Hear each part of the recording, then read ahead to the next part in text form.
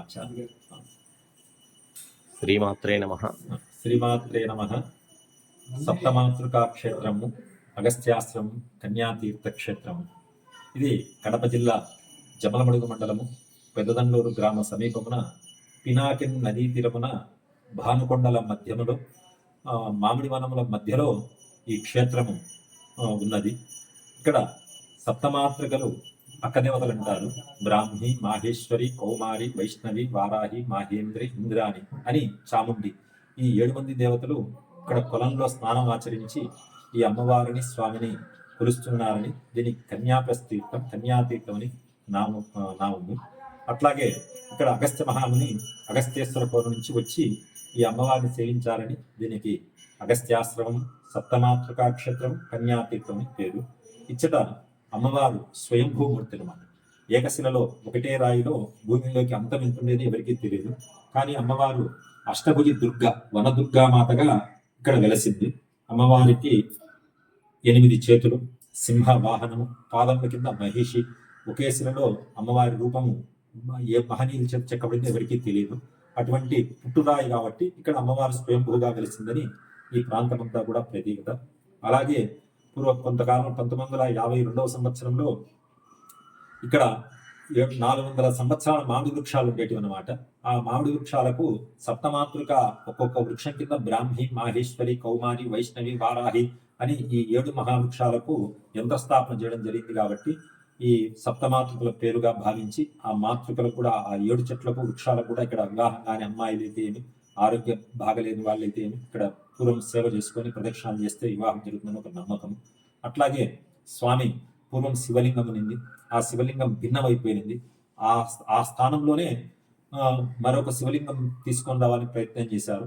ఒక స్వామిజీ గోపాయ్య స్వామి వారికి కల్లో కనపడి చెప్తే గండికోట్లో ఒకరి ఇంట్లో రుబ్బురుండుగా వాడుకుంటున్న స్వామిని 1952వ సంవత్సరం మాఘశుద్ధ పంచమిలో ఇక్కడ మళ్ళా స్వామి పునఃప్రతిష్ఠా కార్యక్రమం చేశారు.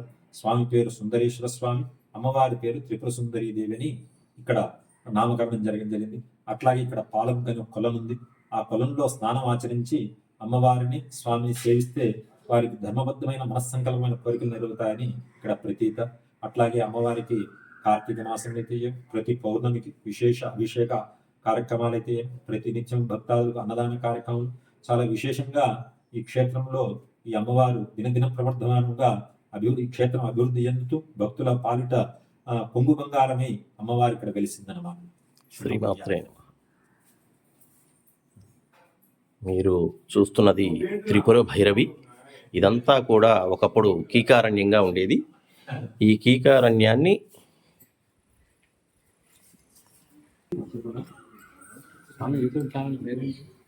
ఫణి ఆస్ట్రో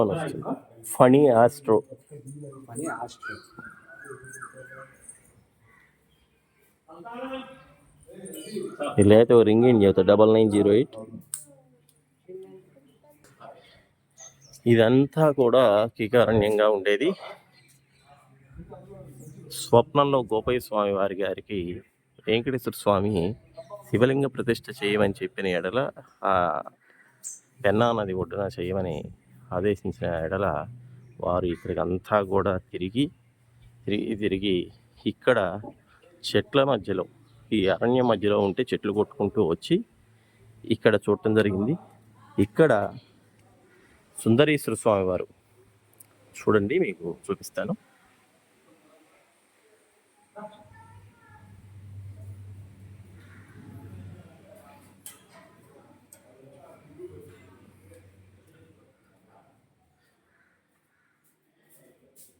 ఈ స్థానంలో గతంలో స్వయంభూ శివలింగం ఉండేది. అది భిన్నమైన ఎడల ఇందాక స్వామివారు చెప్పినట్లుగా ఇక్కడ గోపయ్య స్వామివారి గారి స్వప్నంలో గండికోటలో రుబ్బురోలుగా వాడుతున్న దాన్ని ఏదైతే ఉందో శివలింగాన్ని రుబ్బురోలుగా భావించి ఆ గ్రామస్తులు వాడుతుంటే వారు వెళ్ళి దీన్ని తీసుకొని వచ్చి ఇక్కడ పునఃప్రతిష్ఠ 1952లో చేశారు. అందరూ దర్శనం చేసుకోండి. ఓం నమ శివాయ, హర హర మహాదేవ, శంభో శంకర. ఆశ్లేష నక్షత్రం భానువాసనం చాలా విశేషమైనది. ఈ రోజున చాలా విశేషమైనది. అదేవిధంగా వరసిద్ధి వినాయకుడు ఈ క్షేత్రం దర్శించడం ద్వారానే ఇందాక చెప్పారు కదా, సప్తమాతృకులు ఇక్కడ స్నానమాచరించి ఉన్నారు.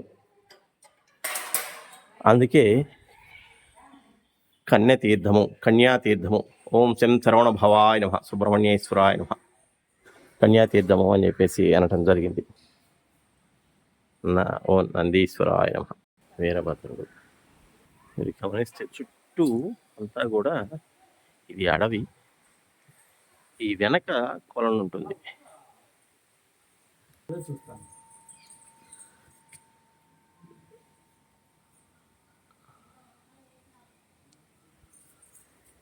అయితే సత్యనారాయణ స్వామిది మీరు ఇప్పుడు చూసింది సత్యనారాయణ స్వామి.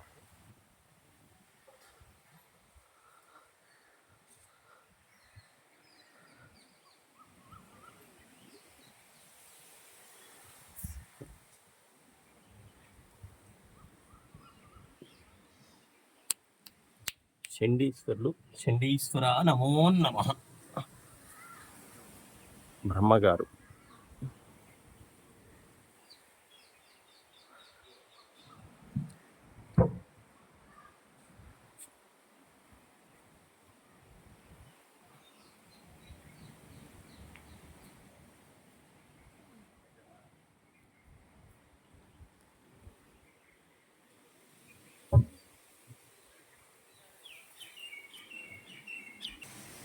ఇదిగోండి, మీరు గమనిస్తే సప్తమాతృకులు.